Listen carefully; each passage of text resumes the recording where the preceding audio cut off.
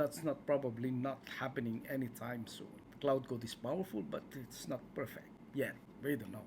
It can still make mistake. It can misunderstand instructions. And of course, and it still needs human supervision. Hi, hello everyone. Have you noticed that every few months a new AI tool suddenly appears and everyone starts talking about it?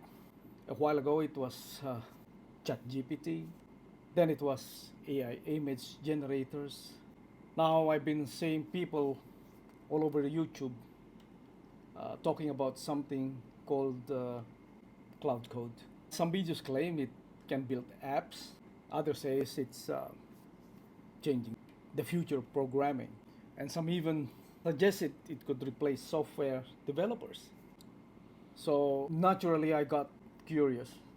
What exactly is Cloud Code and why is everyone suddenly talking about it? After doing some research, here's what I found. To understand Cloud Code, we first need to understand how most AI tools works today. Normally, you ask an AI question, it gives you an answer, right? If you ask it to write something, it writes something for you. If you ask it for information, it provides information. But after that, the work is still up to you, right? You have to take the answer and do something with it. Now, Cloud Code is different. Again, this is on my research. Instead of simply answering questions, it's designed to perform tasks. Think of the difference between giving someone advice and actually doing the work for them. It's actually, to me, that's the basic idea. A Cloud Code is an AI tool created by a company called Anthropic. It was designed to help people build software. But what's interesting is how it does that. Rather than simply generating code, stopping there. It can look through files, make changes, run tests, and help solve problems across the entire project. In simple terms, it's less like a chatbot and more like an assistant that can take action. This is why many people are calling it an AI agent, and that's an important term. An AI assistant answers questions, and an AI agent perform action. That might, that may sound like a small difference, but it's actually a big shift.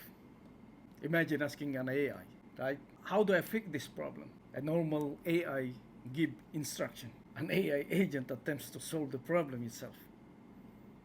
And that's what makes tools like Cloud Code so interesting. Now, if you've seen some of the more dramatic videos online, you might think programmers about to become an extinct. But from what I've learned, that's probably not happening anytime soon. Cloud Code is powerful, but it's not perfect yet. We don't know. It can still make mistakes. It can misunderstand instructions. And of course, and it still needs human supervision. So rather than replacing people completely, many experts see it as a tool that helps people for faster and more efficiently. But for me, the most interesting part isn't Cloud9 itself. It's what it represents. For years, AI has mostly been about answering questions. Now we're entering a phase where AI can actually carry out tasks.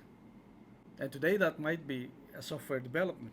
Tomorrow it could be research, like marketing, business operations. It could be customer support, or many other jobs that involves repetitive works, so that it really works that way. Whether that's exciting or concerning depends on your point of view. But one thing is clear, AI is evolving very quickly. And Cloud Code appears to be one example of where this technology is heading next. So, is Cloud Code a magical machine that can build anything by itself? That's a good question. But not exactly. But it's also much more than a simple chatbot. And that's why so many people are paying attention to it now. All right, now I'd like to hear from you.